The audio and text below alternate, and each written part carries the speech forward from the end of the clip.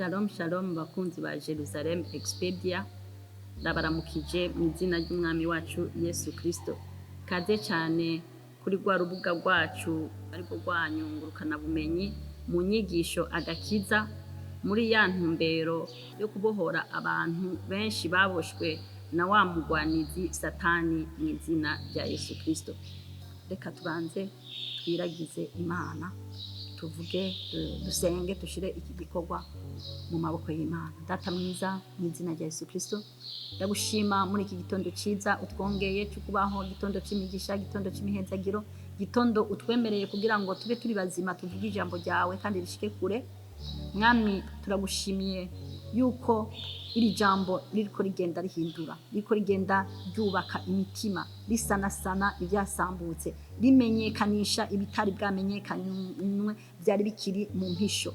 Ugenda ugaragarize, mpemu yera amurike, agenda agaragariza abantu aho twihendeye, tugende twikosora, aho tutari tuzi tumenye. Mpemu yera aje ku gikorwa muri iri jambo, aduhishurire byinshi tutari tuzi, tubigenderemo, kuko ngo n'abantu bawe wiremeye kugira ngo bagendere mu bwiza bwawe. Mu izina rya Yesu Kristo nsenze, amen. Turabandanya uno munsi muri ya nyigisho agakiza, muri za ntambuko turiko turavuga kugira dushike aho abana bakuze, tuvuga ko turi abana bakuze mu Mana, kuko mu Mana ni mu muryango, harabaho abavyeyi, abana, kandi abana bagakura bakagera nabo mu rugero aho nabo bavyara. Ico gituma turiko tuzaniza inyigisho agakiza, bokumva umengo ni ikintu twakize gusa hama tukaca tubandaniriza ubuzima aho twahora. Ariko agakiza tumaze kuvyiga igihe kitari gito, iminsi tumaze turiko turavyiga, tumaze kuvyiga tubona yuko agakiza n'ahantu twabanje kubona ko ari umuntu. Agakiza ni Kristo, ariko ubu naho tugomba tubone ko n'ahantu umuntu agera. Muri ako gakiza n'ahantu umuntu agera, hanyuma akamenya uwo ari by'ukuri nk'umuntu akuze yigenga, ariko atakiri muri bya bindi bya kera. Rero gukura no gukuzwa muri ubu buzima, twarabonye yuko ari dushika ahantu tuvuga ko ari umwana akuze, kuba abana bakuze mu Mana. Abana bakuze rero mu Mana ni abana batahuye yuko batakigendera mu mubiri, ariko bagendeshwa na mpemu. Ngomba ndabivuge ko gatoyi ibigize umuntu. Umuntu asanzwe agizwe n'umubiri, akagirwa n'umushaha, akagirwa na mpemu. Mu ba Tesalonike ba mbere niho habivuga, reka tubisome. Abi Tesalonike ba mbere igice cya 5 umurongo wa 23 havuga ngo kandi Imana nye n'amahoro ibe ariyo ibeza rwose, kandi impemu yanyu n'ubugingo n'umubiri byose hamwe bizigamwe, ngo bize bisangwe bitagira umugayo, aho umwami wacu Yesu Kristo azozira. Rero bivuga ngo umuntu arimwo agizwe n'ibice bitatu. Ibyo bice bitatu, hariho umubiri, hariho umushaha, hariho haha bavuga ngo ubugingo, hama hakabaho na mpemu. Rero ubundi iyo twakiriye agakiza, tuba tugomba kuganziriza umubiri wacu indani n'umushaha, tukabikoresha mpemu yera. Ni yindi mvugo y'abana bakuze, kuko ubu uye tugeze aho tuvuga abana bakuze mu Mana. Ubu uye ku ntambuko tugeze ko n'ibyo tumaze kwiga, ndazi ko ibyo rangaje nza kuvuga, donc imvugo nza kuzana uno munsi iratahuritse, ni imvugo yumvikana. Rero no kuvuga ngo umuntu arafise umubiri, kandi umubiri urafise ibyo ukora.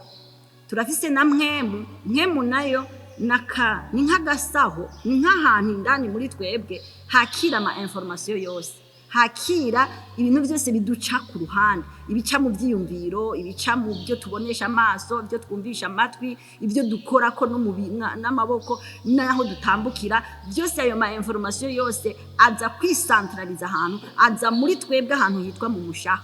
Umushaha rero hatagize ikintu kiwukontrora, wo tuyobora kandi ukadutwara ukutariko. n'umubiri hatagize ikiwukontorora wodutwara kandi ukadutwara ukutariko.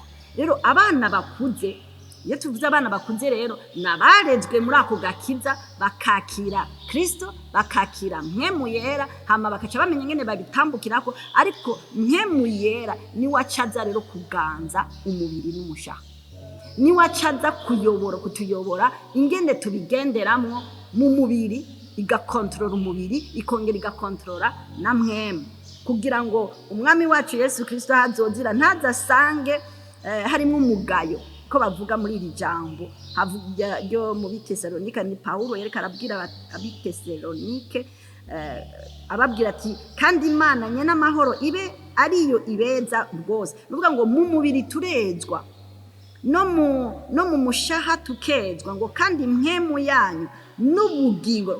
Mpwemu yanyu ntibavuga ngo mpwemu y'ubugingo, aha bavuze ngo mpwemu yanyu n'ubugingo, nuvuga n'amaparti abiri atandukanye. Hariho mpwemu hama n'ubugingo hama n'umubiri, byose hamwe bizigama.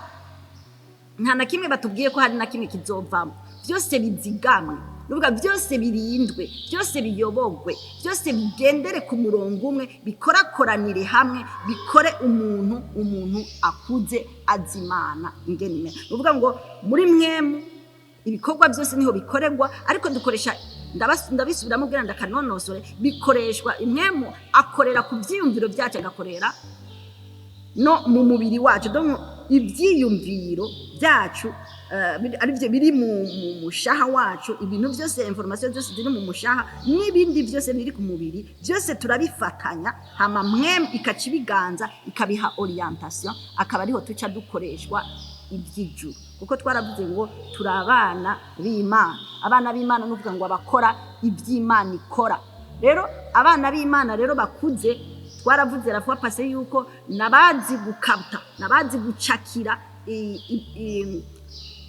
information canke imvugo y'ijuru, ingene ijuru rikora, nabazi gucakira amasinyo, ibimenyetso by'ijuru, bakaca bakora bitandukanye n'iby'abandi bana n'abandi bo kwisi bakora.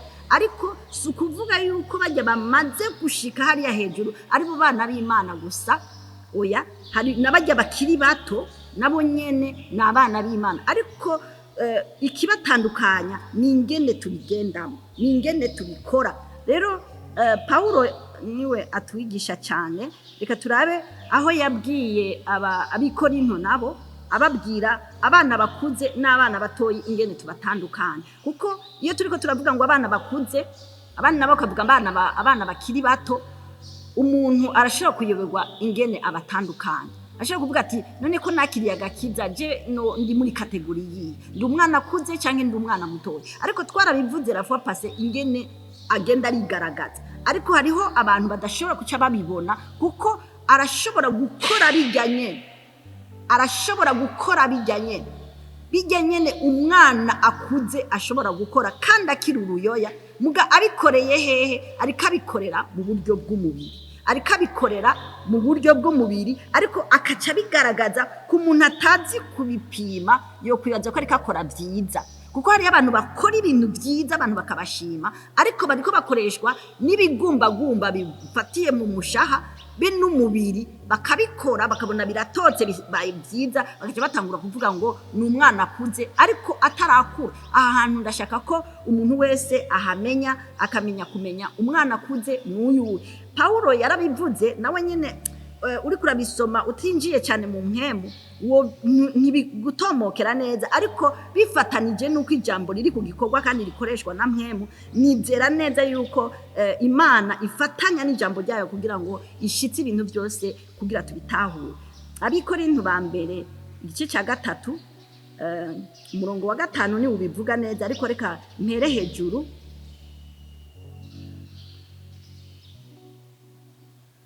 Yereka abwira abikorinto, acara babwira ngo umurongo wa 2, reka mpere ku murongo wa 1, avuga ngo kubwanje bene data sinashoboye kubabwira nk'ab'impemu, ariko nababwiye nk'abaganzwa n'akameremere k'imibiri yabo, nk'abana b'inzoya bo muri Kristo.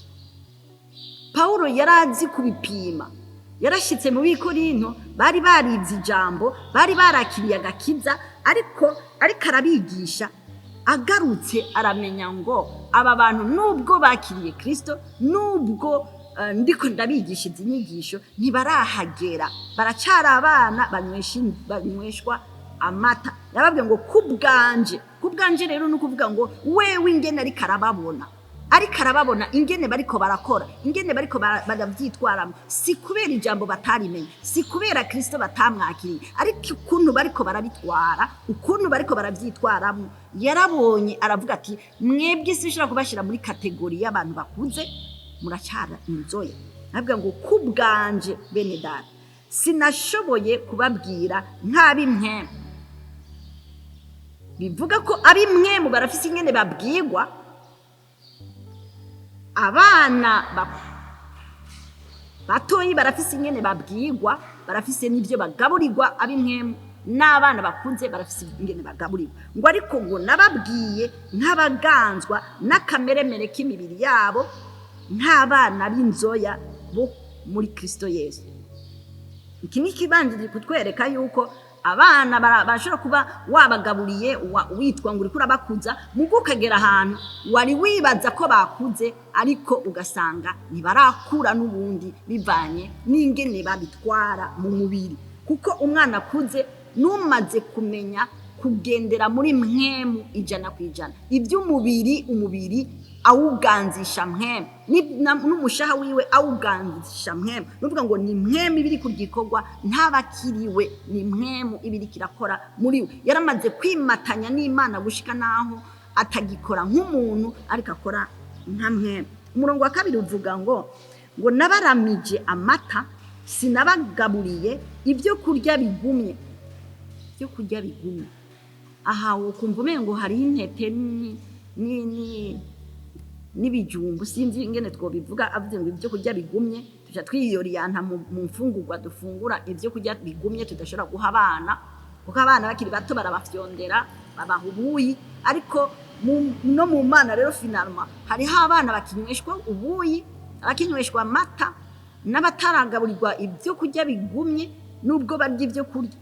Rero no mu Mana abana uko tubarera mu mubiri no mu mpwemu nico kimwe. Amata rero karavuga amata, samata bakama ni ijambo ry'Imana. Hari ijambo ry'Imana riza ryiyoroheje, uri kurabwira umuntu ukarimubwira yiyoroheje, n'ahandi umubwira ijambo rigumye kuko ari umuntu akomeye azi nyina cari ijambo. Rero yababwiye ngo nabaramije amata, sinabagaburiye ibyo kurya bigumye, kuko mutari bwabishobore, kandi nanone ntimurabishobora. No muri ako kanya yari kavuga nk'uko umengo hariho urundi rwego bategetswe kuba bageze. Yabivuga nk'uri kararogreta, kuko yavuga ati uko nari niyumvira uno munsi, nanibaza ko mugeze ku rwego dushaka kuvuga nk'abanyempwemu, ariko nanone ntimurahagera, muracari hahandi mugikeneye ko nkibandanya nkibagaburira amata, nkibanywesha ubuyi, nkibaha ibifyonze kugira ngo mubandanye gukura, ntimurahagera. Umurongo wa 3 uravuga ngo kuko mukiganzwa n'ivy'akameremere ka, ko muri mwebwe hari shari n'ugutongana, ntimuganzwa navyo, ntimugenda nk'abantu. Aha hantu rero ndashaka kubivuga ko gato. Uwo mengo umuntu hari mu mpwemu si umuntu rero, kuko ngahavuga ngo none ngo ntimugenda nk'abantu. Abantu rero ni ukuvuga ngo muri rangaje y'Imana iyo bavuze ngo ujya n'umuntu, yego n'umuntu, muga umuntu w'Imana arafise ikindi gica, arafise irindi zina, arafise ingene ukuntu rero ategerezwa gufatwa. Nukuvuga ngo umuntu w'imwemu usinabahaye ngo sinabagaburiye ngo sinabigishije nk'abantu b'imwemu. Ko murongo wa mbere ni habavuga ngo sinashoboye kubabwira nk'abantu b'imwemu. Nukuvuga ngo hariho ukuntu abantu b'imwemu bavuga, hariho langage y'abantu b'imwemu.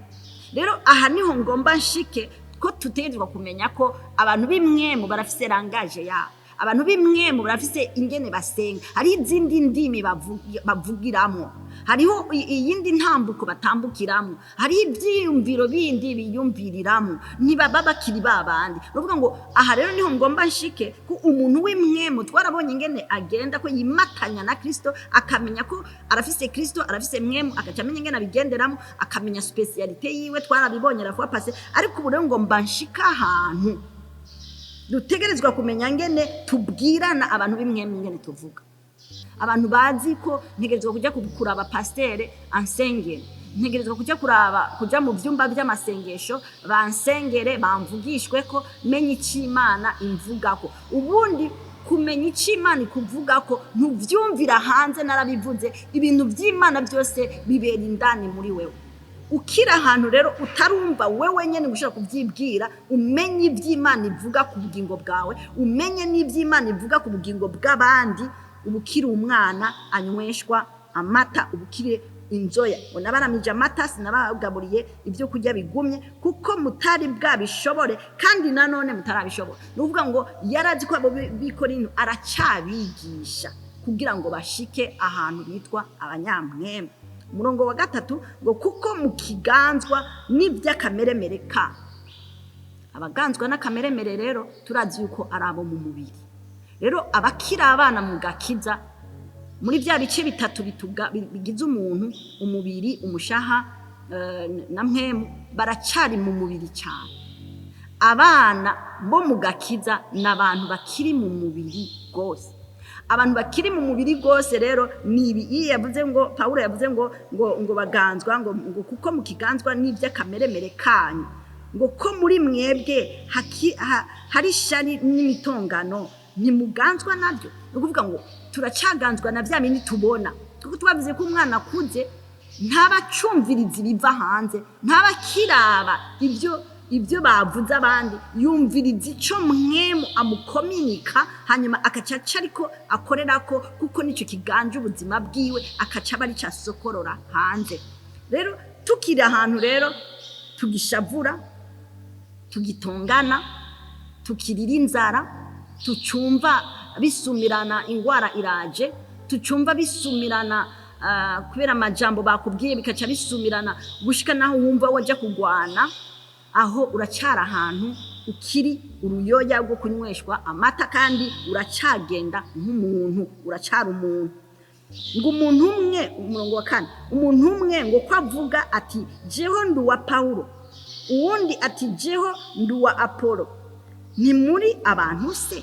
Aracari arasigura umuntu icyo kivuga, kuko n'umuntu w'imwemu n'umuntu mugabo. Umuntu ariko aravuga Paulo ngaha n'umuntu akiganzwa n'akameremere, n'umuntu akiri mu mubiri. Aha niho nashaka ko aka kantu ndagashimika ko kugira abantu bamenye, iyo tuvuze ngo none we nturi umuntu, womengo ni gitutsi, none ko umuntu, kandi tuzi ko twese turabana. Undavye nawe ukiraba twese turabana, ariko hari ahantu jewe mu bumuntu, ubwo bumuntu wewe ukirimwo jewe nabuvuyemwo, kuko namaze kumenya ico ndi, nawe ndiko ndakwigisha kugira umenye ngene uva muri ubwo bumuntu utambukire mu bumuntu bw'Imana, mu bumana rero utambukire mu bumana. Twebwe iyo tumaze kuba bimwemu nituba tucitwa abantu, tuba tumaze kwitwa mwemu, kuko mwemu ni iganje. Mwemu uzotubona mu mubiri, uzotubona tugendera mu mubiri, muga ntituraba umubiri. Uzotubona tugendera ku isi, ariko ntiturabi isi. Sindagasubiramwo cyane ko narakanonosoye ko ntiturabi isi, kuko Kristo yaravuze ati abasabisi ntiturabi isi, abatoranijwe ntiturabi isi, turabi ijuru. Ko twarabibonye, turabisoma, turavuga ngo twicaranye nawe aheraho mu ijuru, turi muri Kristo Yesu, twicaranye n'Imana. Deja hari ahantu kibanza twimuriwemo. Iyo tugiye mu Gakiza tugakura by'ukuri, hari ahantu tuba twimuriwe mu kindi kibanza cyo mu ijuru, ariko tugaragarira ngaha ku isi.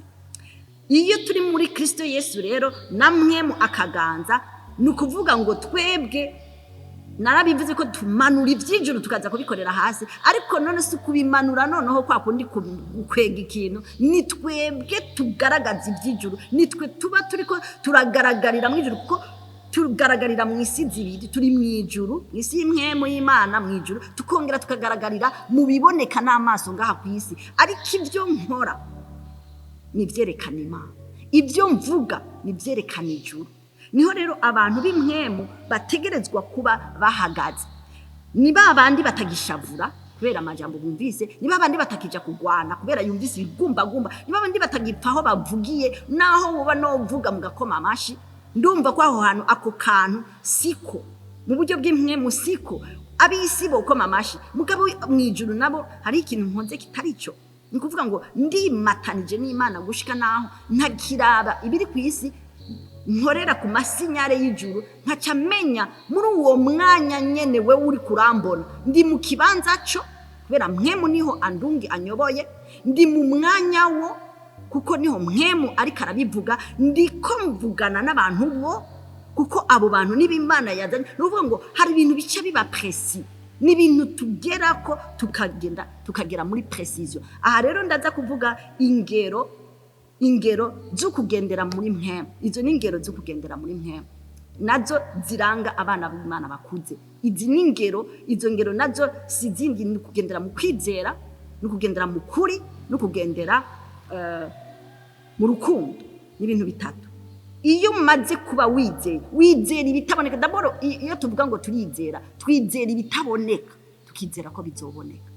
Duhagarara ngo mwitangurire ngo tukabona mwihereza. Ako ndiko ndaca ku mayange muga ndaza nzo kwinjira cyane, sinzi kuno munsi ndakubishika ko gose, ariko nzinjira cyane nsigure izingero z'abana bamaze kuba ari mwemwe. N'ingero zitatu n'amanivo atatu, no kuvuga ngo ni n'amafaze atatu. Faze ya mbere ni ukwizera, faze ya kabiri ni ukuri, le precision rero, hanyuma faze ya gatatu ni urukundo. Urukundo twarabonye yuko urukundo ni Imana. Iyo ushitse ku rukundo byose birahetse, byose urabirangije, wabishitseko. Rero ndacyariko ndasigura kuri iri jambo ndaza kurisigurira ko cyane uno munsi, kugira tumenye abana bakunze, kuko iyo turiko turavuga abana bakunze n'abana batoyi, hariyo umuntu acagira ati none abana none ko tubona mwese mufise imyaka, ushobora kuba uri mu myaka 70, undi ari muri 40, undi ari muri 30, mugabo bose n'abantu bakuze.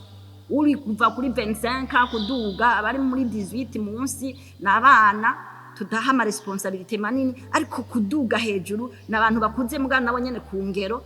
None tuzomenya gute umwana akuze n'umwana akiri muto? Nibi rero Paulo yereka aravuga umwana akuze tumumenyera mu bintu ariko aragenderamo, ingene yitwara, ingene nkemu yiwe iganza umubiri, ikaganza n'ibiri mu mushaha, ikaba ariyo ifata akarere umuntu akabaho nk'utari karabaho ngaho kwisi, kandi turiko turamubona kuko reaction ziwe, imvugo yiwe, inyifato yiwe iratangaza abantu. Nico gituma abantu benshi iyo umaze kuba umuntu akuze mu Mana, umwana w'impemu by'ukuri, ngaha kwisi biragoye ko bagutahura. Ngaha kwisi abantu baca batangura kumezura amajambo uvuze, iri warivuze, iri nawe warivuze ukukundi, none wavuze le contraire y'icyo wavuze ejo. Or icyo mvuze no munsi nico navuze ejo ni mu dimension atandukanye, ni mu mafaze atandukanye. Ndashira kuba ndakubwira iki uno munsi, ejo nkaza kukubwira igisa na contraire cejo, utari mu mwemu ntushobora kubitahura. Nico gituma kenshi iyo uri mu mwemu cyane bigoye cyane kwabo mu mubiri muganira, bigoye cyane kwabo mu mubiri bagutahura, baguma babona uri kugira ibintu by'ibidagara mudani, niko uri muri ahantu batagushobora kugukapta, uri ahantu udafadika, uri ahantu uvuga ibintu ngo ntibitahuritse, wogira ngo umusazi bonavuga ko sa, kuko uravuga ibintu abantu bumva umengo ntibigira sense, kuko babimatanya n'ibyisi, kuko nibo kumva ingene umuntu yoshobora kwidefanda muri iyi situation, muga ntiyidefense, ahisemo kubivamo. Wogira ngo uri kijuju, kubera iki kijya kintu wagomba ushike kuri kijya, wagomba wakire. Dufate ikintu abantu benshi bakunda n'amahera, wagomba ushika ahantu wakira amahera menshi, mugucuye ubivamo, kuko wewe wabonye ko ayo mahera menshi ugomba ushikeko nafatanye na mwemu w'Imana, nafatanye n'iki Imana ivuga kuri wewe, uprefera kuyahera, nubandanya muri iyo nzira. Umuntu wo mu mubiri yo kuvuma, yovuga ati ndagusabye basi wewe untinze uwo mubiri wawe nshikira ry'amahera, hanyuma twayashikira uco ushaka ubivemo. ntibikunda. Iyo uri umuntu w'imwemu hari ibintu utashobora kugenderamo, hari ikintu cyo gushikana ku kintu abantu bose boce baprodisa, boce bavuga ati wow, mugabo wewe uhisemo kugiheba kubera kidafatanye n'Imana ishaka mu buryo bw'imwemu. Aha rero niho hantu abana bakuze tuca tubamenyera, n'abantu bafata ingingo unilateral, abantu bose badashobora gutahura. Ufata ingingo uti iki kintu no, kandi abandi bose bavuga ngo wi, kandi bikaca bigugurira iyindi myango mugayo ngaha kwisi itafatanye n'Imana ivuga. Abantu boce bagira uri umusazi, uratwimishije iyi chance, ariko ntubimishije chance, ahubwo urabafashije, urabazanya ahantu nibaza kubitahura hari imbere bazoshinga intaya ati yo cyagiye utureka twaduheje guhera, kandi na wewe wari uheje gukoroka. Kuko hari ahantu abantu bakoroka bari bageze ahantu. Gukoroka rero ni gusubira inyuma par rapport ya niveau wari ugezeko, kuko ari abantu benshi basubira inyuma mu buryo bw'imwemu bivanye n'utuntu babona mu mubiri.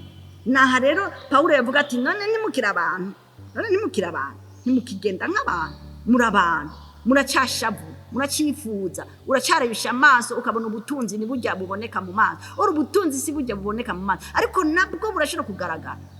Naravuze akantu rafuwa pase Paulo na Yohana baciye imbere y'ishengero ryiza, basanga ikimuga kiricaye, bamubwira ati twebwe bujya butunzi uri kuradusaba ntabwo dufise, ushaka amafeza, ushaka amazahabu, twe nta mafeza nta mazahabu dufise, ariko ico dufise ni nkuko bari kuvuga ati kiruta amafeza n'izahabu. Mw'izina rya Yesu Kristo haguruka utambuka. Acara haguruka aratambuka. Bivuga ngo ya mafeza n'amazahabu bamuhaye ikiruta amafeza n'amazahabu, kuko ya mafeza bariko baramuha, ya mafaranga yariko arasaba, ya mazahabu yariko arasaba, bariko baramuha utwo kurya, za mpuzu bariko baramuha, ya mabekiye yariko ararondera, kagasheze rurante yariko ararondera, barabimukijije, bamuhaye ubundi bushobozi bwo kuja kwironderera ibiruta ibyo yahora aronkera kuri iryo rembo. Rero ni kuvuga ngo umuntu azi Imana wo kwibaza nta mafeza nta nzahabu afise, ariko afise igisumba amafeza n'inzahabu, afise ikizana ibiri hejuru, ikigushikana kurondera ya mafeza n'inzahabu. Rero mu Mana abana bakuze nabatahuye ko batarinda kuba ari ibintu bagaragaza mwibarabara, ariko ni ibintu batekeye, nibagera kubikoresha abantu bose baraza gutangara. Nibo bana rero bakuze aribo Paulo ariko arasigura ngati none nimukira abantu, none nimukigenda nk'abantu no kuvuga nimucifuza, nimugitukana, nimukigwana, ntukifururiza bakubwiye ijambo ritari ryo, ukaca wibaza uti iri jambo mugasi ryo bari kumbwira muri aka kanya, bari kumbwira bravo cyangwa bari kumbwira felicitation, none barantutse nabakoreye ikintu ciza, none aho kumbwira merci bambariye gutyo, ukaca wumva uhisemo kutazosubira kubafasha cyakindi. Nubwo uracara umwana, si kubera utari mu mwemu, uracara umwana, si kubera mwemu yawe yapfuye ntirakarishwa, ntirakura, ntirashikanwa ku gikorwa. Ni kuvuga ngo hari ahantu dushika ukumva ama information yo kubwira ati haguruka ugwane ujya wo mushobora. Twarahaciye aho umuntu akubwira ikintu ukaca wumva ahantu ntumvana ngaha ndakubwira uko ndavyiyumvira, ushake wiyahure, kandi ndazi ko Imana yanje turi kumwe, kandi muri kumwe by'ukuri. Imana muri kumwe, mugabo ni muri kumwe muri ya dimanche gushaka. Urashitse ahantu umuntu akubwiye ijambo riragufururije, rirakuzuye, rirakuzungetesheje, rirakuzungurije, ukaca uhagarara uti aha rero ngomba nkora ibara, kandi ukarikoranye. Twarahaciye abantu benshi.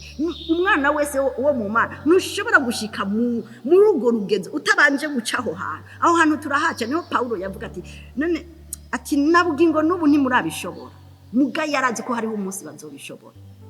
Ku murongo wa 2 yavuga ati n'ubu kandi nanone ntimurabishobora. N'ubu hariho abantu tubuzi ko bari mu mwemu, muga hari ibindi n'ubundi batarabishobora, bategerezwa kubanza kwiga bakabishobora. Rero n'ahantu rero tugomba kuguma twigisha abantu, tubazana ahantu bamenya ngo turi bande, bamenya ngo tubigendamwo gute, bamenya ngo umubiri wanje ndawuvamwo gute, kugira mwinjire by'ukuri mu ntema, ninjire 100% mu ntema, simbe ngikora nk'umuntu, simbe ngikora nk'umuntu, simbe nkivuga nk'umuntu, simbe nciyumvira nk'umuntu, ama action n'ama acte yanje atangaza isi. kuko Kristo niho rero batamutahurira ama action yiwe yatangaza isi. Nico gituma abafarisayo yababwiye ngo aha turabonye igituma Yesu Paulo ariko arabwira abanyabikorinto ngo none ntimukira abantu, ariko tugomba kumenya ko nacyo kizoba ikindi kigo. Bavuga ngo hariho abana b'Imana, hariho abana b'Imana, hariho n'abasatani. Umunsi umwe Yesu yabwiye abafarisayo ati muraba wa mugwanitsi ngaha ku isi. Rero tutagize attention muzokwibaza ko muriko mugendana n'abantu canke muriko mugendana n'abana b'Imana, or muriko mugendana n'abasataniste, abashetani bambaye umuriro. Rero mu Mana hari hantu tuzokwiga tukinjira cyane tukamenya abana b'Imana, kuvuga abakora nk'Imana, abana b'Imana nyene, ko yavuze ngo abamwakiriye bose yabahaye ububasha bwo gucika abana b'Imana. Bivuga yuko utarakira Kristo nturacika umwana w'Imana. Nawe uvuga ngo papa hariho ahantu yamaze gushinga karindwi. Winjiye kugira witwa umwana w'Imana ubanza kwakira ngo abamwakiriye bose nibo yahaye ububasha bwo gucika abana b'Imana. Aho rero hariho n'abandi bakira abantu. Nibi rero Paulo avuga ati muracara abantu. Hariho abantu abana bakiri bato bagenda nk'abantu, muga hariho abantu bajya batarakira Gakiza kandi bataraba ba Satani n'abantu. Bajya nabo bakiriye Gakiza mugabo batarashikaho bagaragaza mpemu n'abana b'Imana mugabo bakiri bato.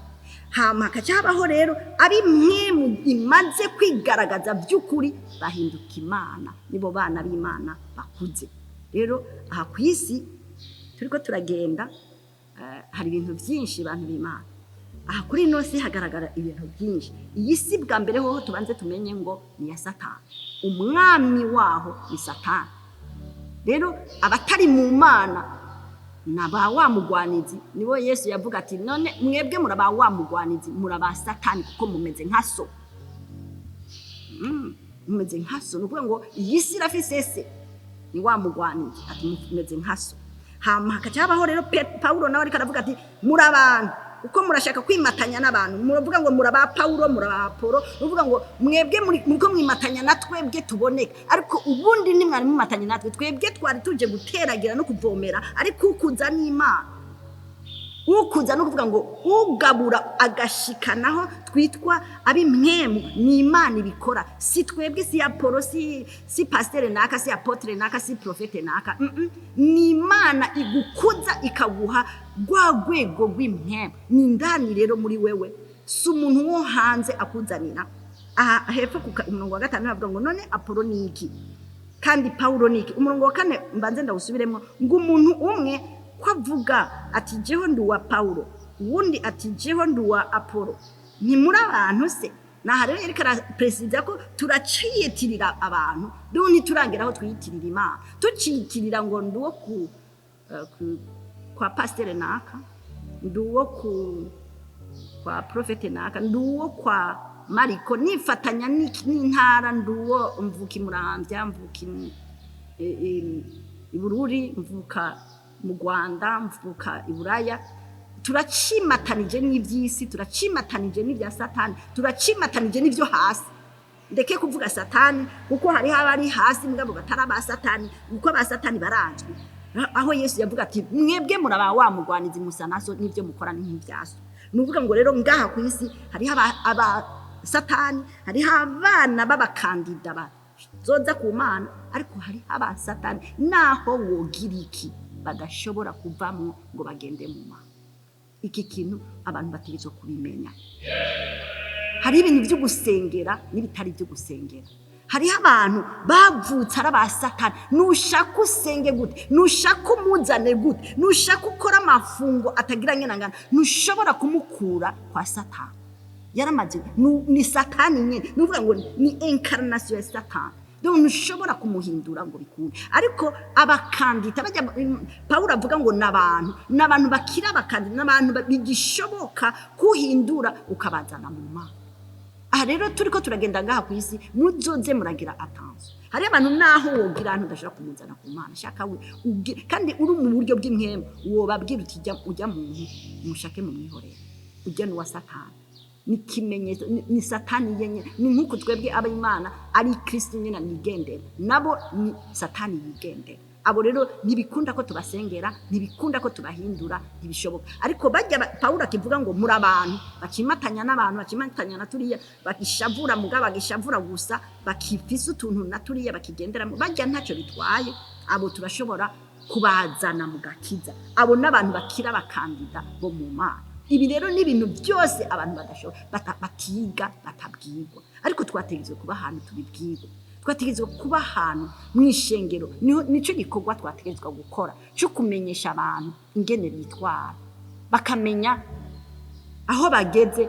Aho hantu birashoboka ko nsenga bigahinduka, ahantu ntibishoboka ko nsenga aba bantu ndashobora kubazana mu Gakiza canke ntibikunda, kuko hari abantu naho wogira iki bataza naba wamugwaniza nyene, n'abandi bacitwa abantu n'abana muga bazovuka bazokura binjire mu ntebe. Rero aha rero niho Paulo acavuga ngo none Apolo niki kandi Paulo niki, mbega sabakozi batumwe ndagasubiramo, none Apolo niki na Paulo niki, mbega sabakozi batumye mwizera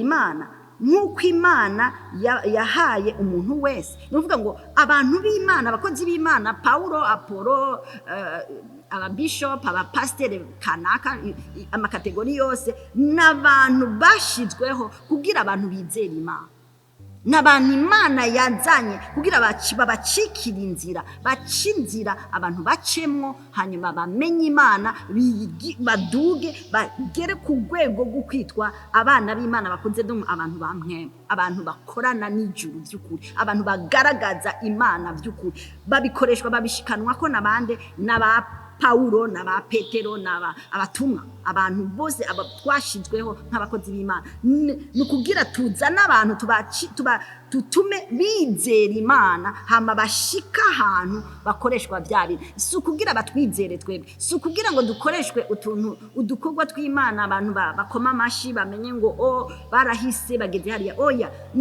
twebwe turi inzira abantu bacamwo kugira bashike kuri ico gikorwa. Twebwe twategetswe kubereka inzira, turabereka inzira, kandi na twebwe nyene tugacika ya nzira nyene yo kugira ngo abantu bashike mu Mana bahagere. Rero ahari karababwira ati mwe muracyara abantu kuko muracikonsidera nk'abapolo, abandi nabo muracikonsidera ko Apolo, muracikonsidera nk'aba Petero, muracikonsidera nk'abande bari abakozi b'Imana, ariko aho no kwihenda muracyara abantu kuko Imana yahaye umuntu wese kugira ngo ashikana abandi, acika umwana w'Imana hamashikana abandi aho bamenya by'ukuri Imana. Acaragasigura kandi ku murongo wa 6 ati jewe nateye imbuto, uvuga ngo hari jambo nateragiye muri wewe, hariho ikintu nakumenyesheje, kandi iyo mbuto izomera. Ngo ni jewe nateye imbuto, Apolo arazivomera, ariko Imana niyo yazikujije, nuko uzitera ntacyo amaze cyangwa uzivomera atari Imana ikuza. Bivuga ngo twebwe nubwo tubateragira mu imbuto, nubwo tubigisha, kuko Paulo yaravuze ati genda teragira, Apolo nawe yari uwo bakorana. Nuvuga ngo wewe acaja gushimika, acaja kubasengera, acaja kubigisha ijambo ry'Imana, wewe yarabavukishije mu Gakiza. Paulo arabazana ahantu arabigisha, acashiraho umukozi w'Imana wundi yitwa Apolo, abandanya avomerera bya bindi yateragiye. Paulo yaramenye ngo nije nateragiye mu ijambo.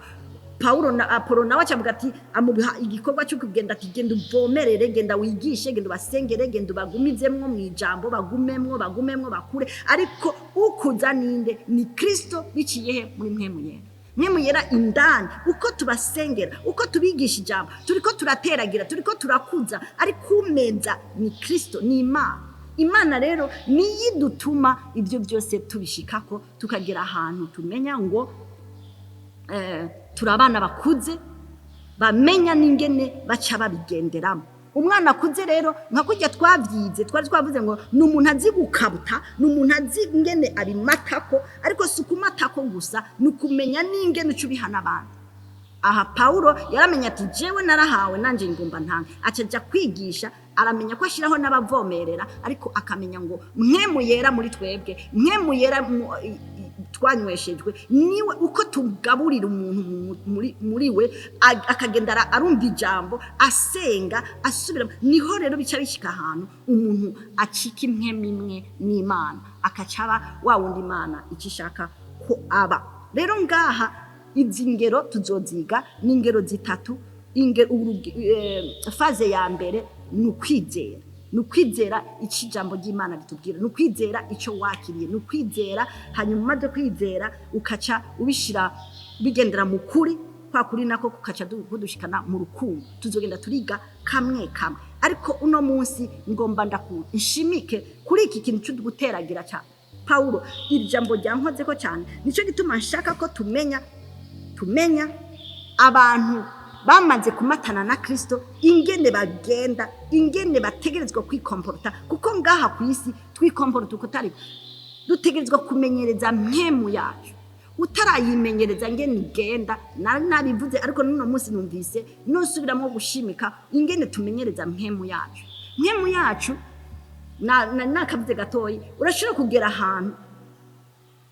ahantu wumva aha hantu wohaca kandi nibisanzwe kugira uhace mugabo ukumva mu mpemu yawe kubera mpemu yakuze ukumva aho hantu ntuhace ucukati korosi uce hari ugasanga ya mpemu yakubwiye kudacanga hari ikintu cyari warugiye kugwamo mugabo utagiye kugwamo nuvuga ngo ibyo rero tubishikako twagize imyimenyerezo no gusenga no kwisonzesha iyo utisonzesha iyo udasenga ntubishikako na gatoya rero kutisonzesha ntacyo byotwara urumva ari abantu duhora iyo nigishije bakaza tukagira commentaire kambwira ati none iyo wisonzesheje no kuvuga ngo Imana ikikora ibyitateje gukora oya ngomba ndakishura ko kana iyo wisonzesheje Imana ntikikora ikitatezwa gukora ni wewe wimenyereje ko hari abantu bavuga ngo tuje gusenga twisonzeshe Imana ikora iki kintu ngomba kucigisha kuko Imana ntikora ikintu kubera hari cyo wewe wakoze nta kintu na kimwe wogira kugira ngo uhindutse umugambi w'Imana ariko hari ibintu hari ukuntu umera si kintu wakoze n'ukuntu wameze hari ukuntu umera ikintu kikaca gihinduka rero iyo mero si Imana yahinduye ni mpemu yawe yashitse mu kuri yashitse ahantu ha verite ahantu ibintu byose bikoreka mbese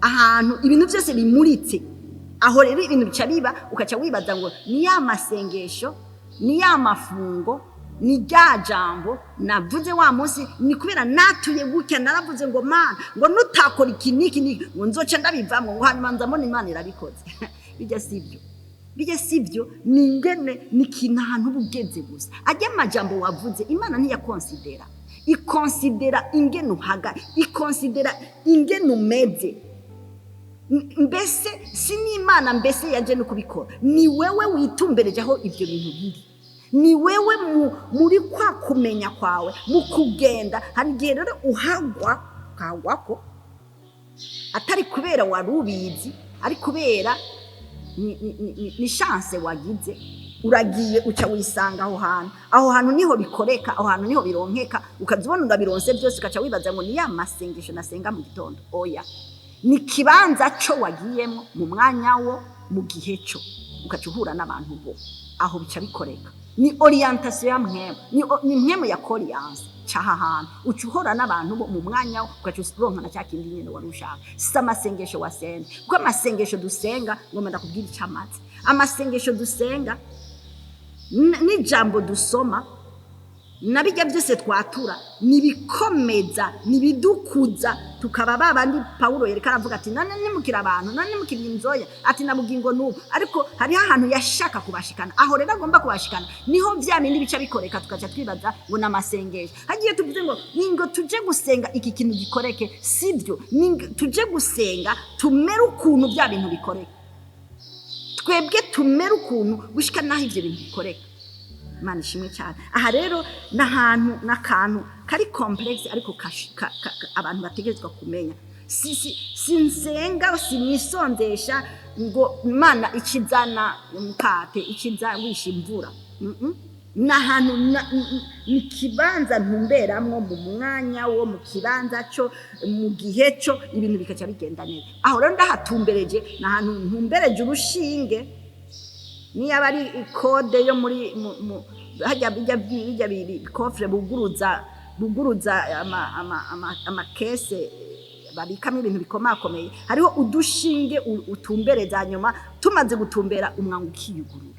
Si kubera ku gashinge katoraba hariya cyangwa katoraba hariya karaba iyo mugabo bizuguruka ari kubera utwo dushinge dutumbera, bizuguruka ari kubera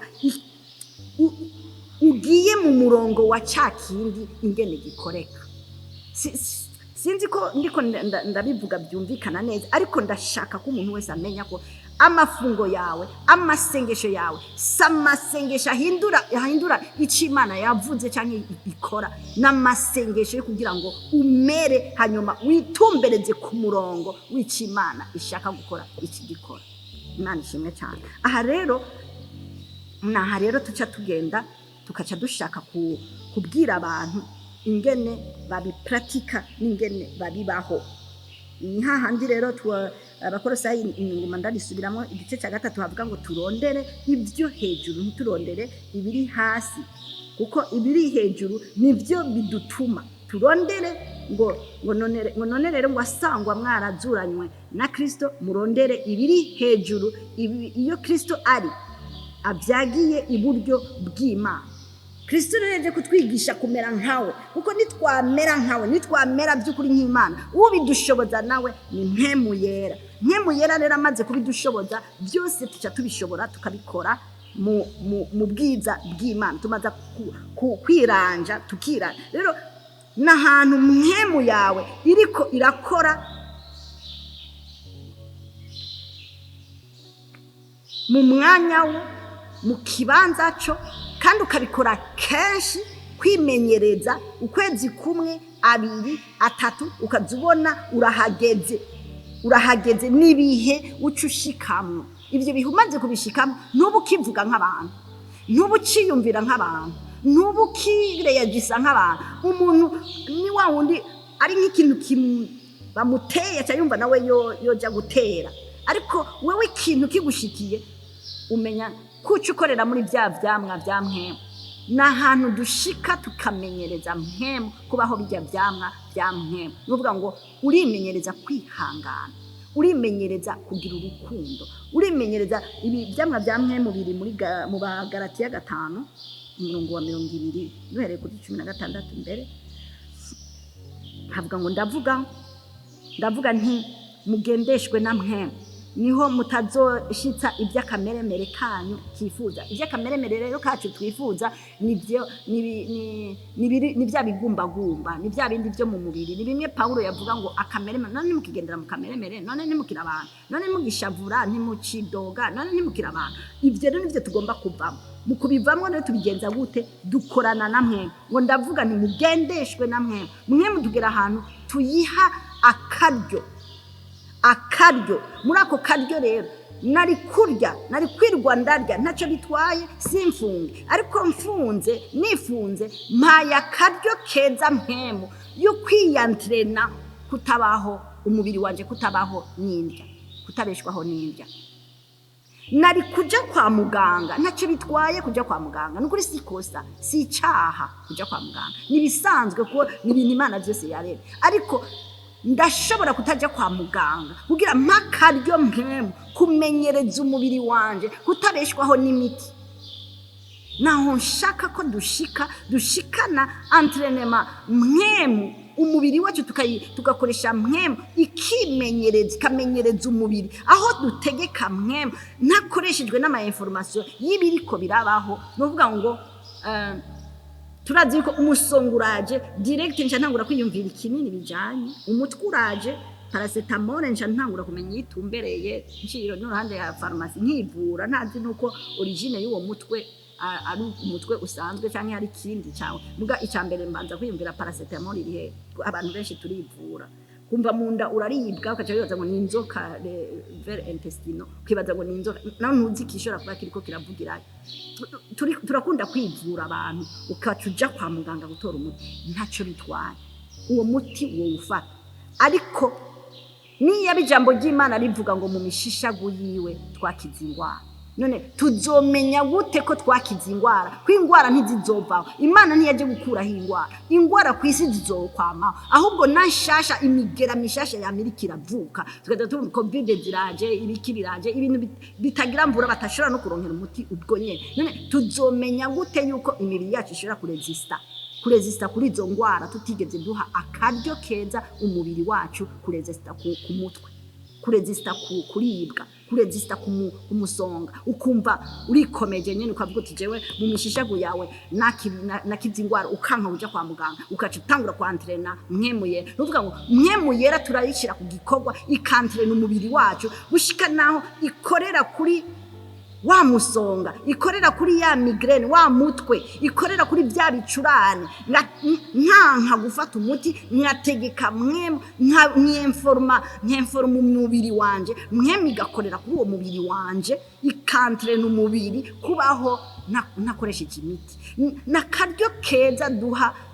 imibiri yacu kugira ngo yiyantrene kuri bya bindi Imana yavuga nuvuga kwimatanya n'ijambo rero nukuvuga kugira entraînement ukoresheje mpema ugashira mu kwizera ukavuga uti jewe singwara kandi umutwe wamaze kugufata Mugukaguma uvuga uti je singwara umusongo uri kura 10 je singwaye ugashiraho na ca kiganza mbere bakubwiye ati urafise ikiganza ukavuga uti je singwara ukaguma wiyantrena vyanse genda ufata umuti mugabo entraînement wayigiti hazoteba hagera ahantu ubivuga bikaca bibabira hetse nukuvuga ngo utagize imyimenyerezo ntavyo uzoshobora bazokwama bagira ati pharmacie nico zabereyeho ko ndavyibuka tukiriko tugitangura kwigisha inyigisho zukuvuga ngo ntitugwara ntitugira biriya bijya byose by'isi ntitugenewe hari umuntu nigeze kubwira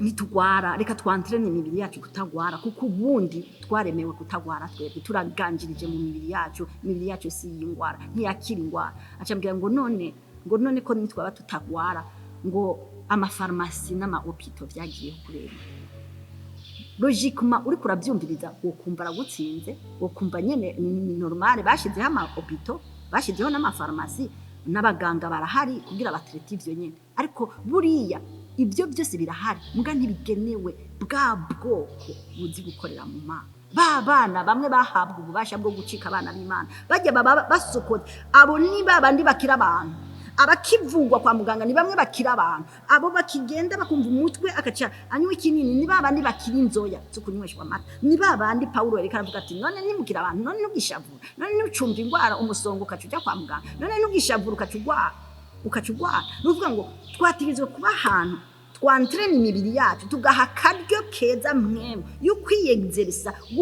gukarisha umubiri yuko ikijemwo cyose kitaca kimera nkuko abandi kibameraho ingwara ikagusinzikeza gushika naho ikujana mu bitaro oya uri umuntu wamaze kumenya mwemuye urasenga ukagastopa hahandi navuga nti dukura mu ngabire zitandukanye hahandi umuntu umuzaniye ugwaye arambika kwibiganza arakiza hahandi umuntu uvuga uti kirabaye kikaba kirabaye ni entraînement ya mwemu yagize ariko aravyegzerisa rero kuri mwebwe none kuki twe twoguma turi ahantu batwegzerisa ko bidukorera ko natwe ntitugira iryo shaka ryo kubirondera kandi twarabihawe twese ndashaka kuvyutsa agashavu mu muntu wese yumva ati kuki jewe bama bansengera nanje ntazogera aho nsengera abandi kuki jewe bama bandambika kwikiganza nanje ntazogera ahantu ndakirambika si ibintu byagenewe abantu ndabisubiyemo ni ibintu twese twahawe muga tuzobimenya iyo twiyantre rero turashaka guha akaryo mwemu atwigishe kutaja kwa muganga directement nahantu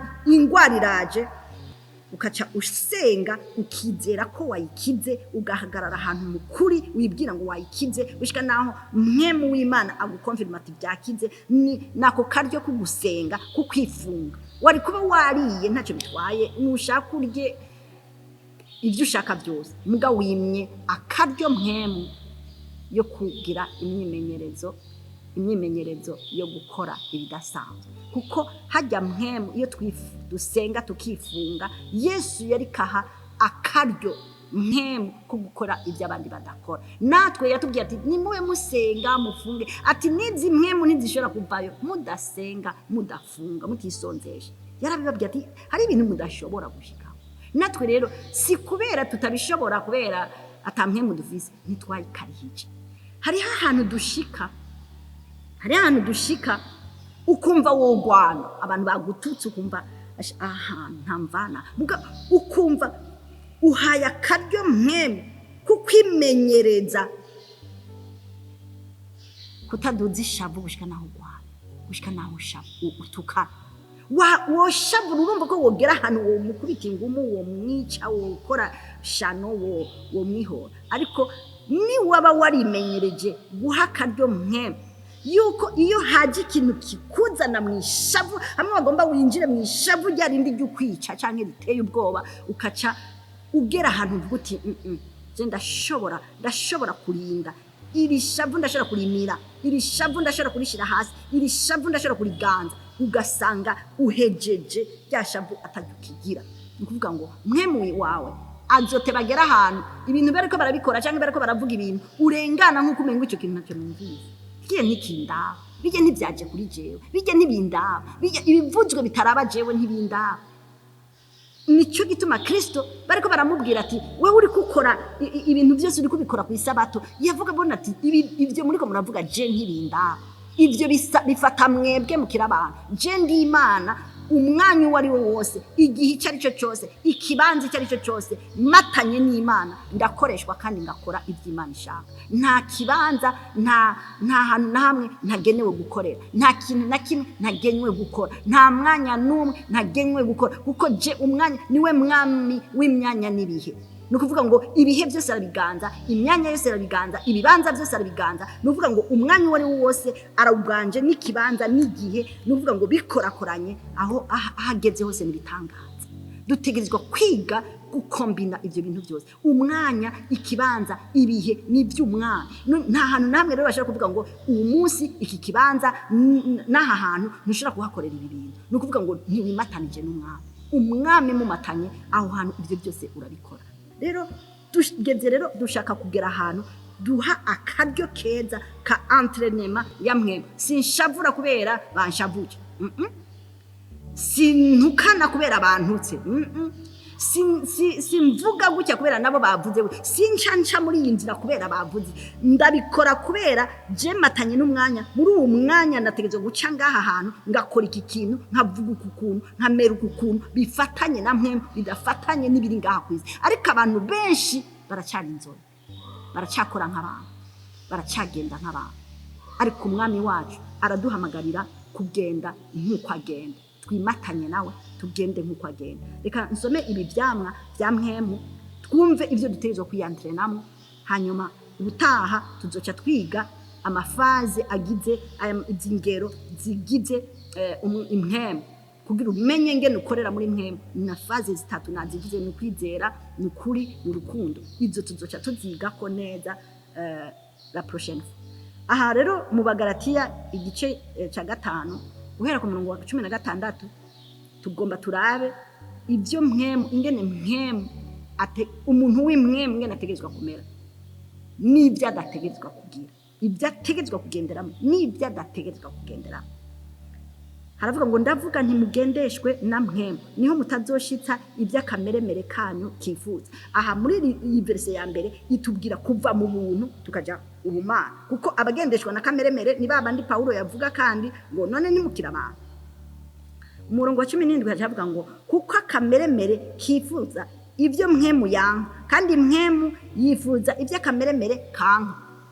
Tubyumve neza, ni ukuvuga ngo Kristo yaje ngaha ku isi ntiyaraje kumera nk'abisi, kuko iby'isi ijuru nibyo yanka. Ijuru riranka iby'isi, n'iby'isi ntibikunda ibyo mu ijuru. Burya Satani nta byo mu ijuru akunda, n'Imana nta byo ku isi akunda, ashaka kugaragariza ku isi gusa ibyo mu ijuru. Kuko Imana ikirema isi yari yayiremye ngo iri ya Satani ode, yari yayiremye ngo abana b'Imana bayibeko bayiganzirize. Ariko icyatwishe ni Adamu. Adamu yaciye arya ku giti Imana yamubujije. Tanguriro 3:17 aravuga ati iki giti ntuzokirye kandi niwakirya ko buriya uzopfa ntakabuza. Rero amaze kukumubwira gutyo ati uzopfa, si ukuvuga gupfa mu mubiri, ko ni Adamu ntiyaciye apfa mu mubiri, muga yaciye apfa ku Mana, nuko yaciye atandukana n'Imana. Rero twebwe rero abatarasubira muri cya kibanza cyo kumwakira ngo dusubire kwitwa abana b'Imana, baba bakiri muri kwa gupfa kwa Adamu. Kwa gupfa kwa Adamu nako n'ahantu umuntu agera akaba avangatiranije, akaba akonegise ku masoko abiri. Ahantu nako nyene ndashaka kukamenya. Adamu yagiye kudukonekta ku masoko abiri, isoko ry'iciza be n'isoko ry'ikibi. Kuko Kristo yavuga ati iki ni igiti kimenyekanisha iciza n'ikibi, ariko Imana yakonekta ku isoko ry'iciza gusa. Isoko ry'iciza yari Imana gusa. Adamu yategereje kuguma konegise n'Imana gusa. Mugabo yamubwira ati niwarya kuri iki giti Adamu uzobupfuye. Gupfa rero ni ukuvuga ngo uravuye kuri rya soko rimwe rikumenyekanisha iciza gusa. Tugiye hehe rero? Tugiye aho tujya dukonekta ku isoko ritumenyesha isoko zibiri, itumenyesha ikibi n'itumenyesha iciza. Rero Imana igituma itashaka ko tumenya ivyo bintu byose bibiri nuko yaranzi ko umuntu adashobora kugendera mu ciza no mu kibi ngo ahimbara Imana. Atazi ngene agenda azomenya ngene abisobanura, ntazomenya ngene abivangura. Ikibi n'iciza gifatanye bitanga ikibi gusa, nta ciza kirimo. Amata yashizemo makamwe k'ivyondo biraheze, si kubera amata ari menshi biraheze. Nuvuga ngo mu ciza naho mata nyona kanga n'ugwara k'ikibi biraheze. Rero Imana ntiyashaka ko abantu bamenya ikibi, kuko umaze kumenya ikibi biraheze, ntusubira kwimatanya n'Imana. Rero Adamu yagiye kudukonekta ku masoko abiri y'iciza n'ikibi, kuko cyari kibi igiti kimenyekanisha iciza n'ikibi. Si ukuvuga ko umuntu atasize kumenya iciza urakizi, ariko n'ikibi kirakuzuye. Naho wokora iciza, ari hano Pawulo avuga ngo ndifuza gukora ciza ngo muganyi ikibi kikantanga imbere. Nuvuga ngo aracamatanye, nuvuga ngo aracari kuri ya gwa rugero guko agikoreshwa ikibi. Ariko ubundi yategereje kwiforuma, kandi yarahiforumye arahashika, ko yavuze ngo nagwanye intambara nziza. Nuvuga ngo yaragwanije cya kibi gushika naho ahashika. Nuvuga ngo tutegerezwa kuba ahantu tuzi neza ko tukiri abana tukonekse ku masoko abiri, iciza n'ikibi bidukoreramo, kandi turabizi ikibi turakizi n'iciza turakizi, ariko biravangatiranye. Aho rero tugera ahantu tuva muri cya kibi tukaja mu ciza gusa, aha niho turiko turarondera kutwara abana b'Imana. Naha rero avuga ngo kuko akameremere kifuza ivyo mwemu yanka, kandi mwemu yifuza ivy'akameremere kanka. Mwemu yifuza ivy'akameremere kanka, mwemu yifuza iciza gusa, ibyiza gusa, ariko akameremere turavanga byose. Ngo kuko ivyo bihiganwa ngo ntimukore ivyo mugomba, ntidukore ivyo tugomba. Nukuvuga ngo uvuye mu isi ukora ivyo Imana igomba gusa, si wewe ugomba. Wagiye ahantu wamaze gutakariramwo, ntakiri wewe, ni Kristo muri wewe, ni Imana, ni mwemu baca bakora. Uri mwisi si wewe wikontrola, hariho Satani. Ari hajya Kristo yavuze ati mwebwe muraba wa mugwanizi mukora ivyo so akora. Nuvuga ngo ntibakora ivyabo, bariko bakora ivyo se akora. Nuvuga ngo uri muri ka iyi canke iyi, hariho uganza muri wewe, si wewe ukora ivyo ugomba. Nahaca avuga ngo kuko ivyo bihiganwa ngo ntimukore ivyo mugomba. Nuvuga ngo ukiri mu kameremere uri gukora ivyo Satani agomba, ugiye mu Mana mu mpemu uri gukora ivy'Imana igomba. Rero ivyo byose bihiganirwa muri twebwe, ntidukora ivyo tugomba. Nukuvuga sinkora ivyo nshaka, nkora ivya Satani, sinkora ivyo nshaka, nkora ivy'Imana. Nukuvuga ngo nahantu turi dufudika, so turafuditse, ugiye muri Shetani, urafuditse ugiye mu Mana. Nukuvuga nukiri wa muntu rero ubaye wa Satani, nukiri wa muntu rero ubaye w'Imana. Ariko aho turiko turazana abantu rero tubakura kwa Satani, iyo bogiye gukorokera kwa Satani tubajane mu Mana aho bazokora ivy'Imana gusa. Ngo ariko ngo namba murongorwa na mwene ni muganzwa n'ivyagezwe. Biriya bya kera, ntukora ikintu, ntuyice, ntusambane, byakameremere. Ariko uwapfanye na Kristo ntabagishobora gukora icyaha. bijya bya ntukagire biriya ni iby'abatarashika mu gakiza by'ukuri. Ntukice, ntugasambane, ntukifuze umugore w'abandi, ntukifuze kwiba, biriya yamabwirizwa Mose yandikirwa ku musozi Sinayi n'Imana bamaze iminsi 40 agiye yaramabwirizwa y'abage abakigendera mu kameremere k'umubiri. Mwemu yera ntiyari bwaze, Kristo ntiyari bwaze. Kristo amaze kuza yaje gukuraho ibyagezwe kugira ngo ntiyaje kubikuraho nawe nyine, yaje kubishitsa kugira ngo uko yavuze ngo nta kintu na kimwe naje gukuraho, naje kubishitsa. Yaje gushitsa kugira ngo dutandukane, ntitube tukigendera mu kameremere. Bije batubuza ngo ntukagire ibintu uko kiriya gihe barabikora bakagaruka bakihana, bagasubira bakabikora bakagaruka bakihana. Ariko uno munsi mu gakiza turimwo tugera ahantu dushikana abantu bitagikunda ko bakora icyaha. Aha rero niho hantu hagoye cyane, hakigoye. Niho Paulo yacavuga ati none nimugira abantu nimugishavura. Ariko ubundi twagera ahantu twandire na mwemu yacu tutagishavura, tutakivuga nk'abantu, tugenda nk'Imana.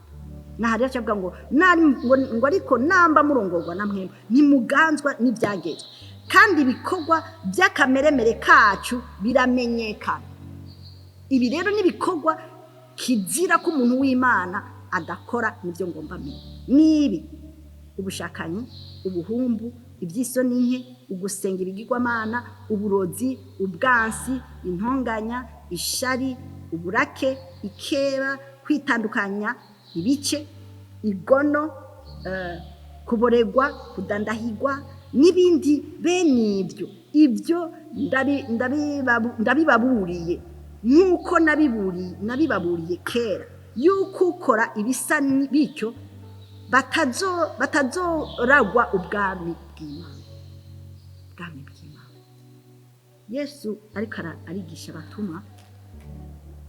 arigisha abatumwa bamubwiza ati twigishe gusenga. Kristo twigishe gusenga ko barona senga cyane. Yababwiye ngo musenge muvuga gutya: Data wa twese uri mu ijuru, ubwami bwawe nibuze, ibyo ushaka bibe ku isi nk'uko biri mu ijuru, uduhe. Yerekavuga ubwami bwawe buri. Sinoyivuga yose, turayizi twarayize, tugira abana twese turayizi ku mutwe. Dawe wa twese uri mu ijuru, izina ryawe nijuba, ubwami bwawe nibuze. Yashaka aha rero Paulo yerekana avuga ngo yuko abakora ibisa bityo batazoragwa ubwami bw'Imana. Ubwo bwami si ubwami tuzoragwa kiriya gihe, ni ubwami turonka turagwa iyo Kristo tumwakiriye. Ni ubwami bwatanzwe, ni ubwami bwaje. Ubwo bwami rero yabwomba bagira ati musenge ubwami buze, ntibwari bwabashike ko Kristo ntiyari bwapfe ngo abahereze ubwo bwami, kuko inyuma y'urupfu rwiwe niho twinjiye mu bwami bwiwe. Ubwami rero bwaraje, ubwo bwami dutegerezwa kubugenderamo. Uri muri ubwo bwami bw'Imana ntaba kigendera mu kameremere. Ivy'akameremere byarapfuye, uri caremwe gisha. Uri umuntu adasa n'uwa kera. Nihagera yo tuvuga ivy'caremwe gisha, si umuntu ashobora gushavura mu gatondo ejo arabivuyemo, si umuntu ashobora kuja kwica ejo arabivuyemo aja no kwihana ati sinzobisubira, tugaca twumva umengo arahagana. N'umuntu atagishobora, n'umuntu yageze ahantu mwemu yera amwantrena, yantrena umubiri wiwe kutagishobora gukora ico kintu. Aha niho rero tuguma tugaruka twensista gose, kuko ugishobora kugenda wasenze watashe, muga ukaca wibuka umuntu yagukoreye iki, nawe ukaca umupangira iki, wasenze iki none, uri hehe none mwemuya wawe, kuko gusenga uba ari kurantrena mwemu. None wayantrenye kugira iki? Gusubira mu ishabu? Wayantrenye gusubira kuja kwihora? Cyane witeretse ahantu ivyo bakoze byose ntibabikoreye wewe, babikoreye wa mubiri utakiri gwawe, babikoreye bwa bwenge butakiri bwawe. Ubwenge bwawe ubwenge bw'Imana n'umubiri wa mwemu biri muri wewe, bikorera indani muri wewe, nibigishavura nibigukogwa ko nabijya bavuze, nibigishobora kwakira y'ama information yo hanze mara. Nibi rero Paulo yereka avuga ati ibiteye isoni nibijya acara bivuga ati nibi n'ubushaka n'isoni n'ibintu arabivuga arabidondagura ushika kuri 22 naho haja tugirika ngo ariko ibyo mwemu yama nibiki, n'urukundo, n'umunezero, n'amahoro, n'ukwihangana. Kwa kwihangana gatamuntu n'umwe afise ngaho, kugira neza, ingeso nziza, kuba umwizigirwa, ubugwa neza, ukwirinda, ngo ibimeze bityo nta byagezwe bibibuza. Ngo kandi ngo aba Kristo Yesu babambanye akameremere kabo n'ibyo gahahamiye n'ibyo kifuza. Ahantu rero niho hantu rero nshaka ko tuzoshimika ko ubutaha. Niho nshaka kugira dushike mu kwizera, dushike mu kuri by'ukuri, dushike no mu rukundo rw'Imana. Muri zangero zitatu, ya mafaza atatu ya mpemu, kugira tuyinjiremo tubanza kuba tuzi ibyamwa bya mpemu, ibyo mpemu akunda n'ibyo mpemu yanga, tukabyimenyereza. Taramenya kwihangana, taramenya yuko utegereje kugendera mu ngeso nziza, we kaba umwizigirwa, ukabura umugwaneza aho uri hose. Aho uri n'imitongano, n'ugushavura, n'ukurandagurana, uri mu mpemu gute. Ibyo mpemu n'urukundo. Gukunda rero ntibatwigishije mu Mana ngo dukunda abadukunda. Kristo yatubwiye ngo nibadukubita no ngaho ngo tuce dutega ubundi musaya. Mugamura ndabyiyumvira kwako kantu abantu bamaze kugashika ko ngene bo babanga. Sinzi ko hariho n'umwe muri nose bo kubita ikofe rimwe ngaho akaca hindukiza ibindi. Nubwo wowe udashobora kumwishura, nibaza ko wocu umuva imbere ukagenda. Mugabo urugero ashaka ko dushikako nuko naho mukubiswa umubiri urarandutse ugatega n'ahandi kugira umwereke uti naho wo nkubita gute jewe ntacyo rihindura kuri jewe. Aratubwira ati bagutwaye ifundo muhane niyo nkuru. Ariko nibaze ko ubwa mbere na mbere agukubise ikofe ryani kubera muri twebwe haki biragiramwo kwa kwihora ya zantonganya.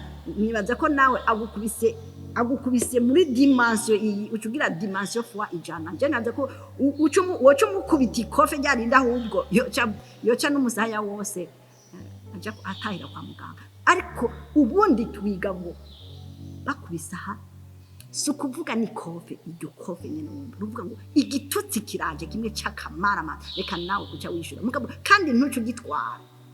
Gira nkuko yo batari we kwihangana twantrene mpemu.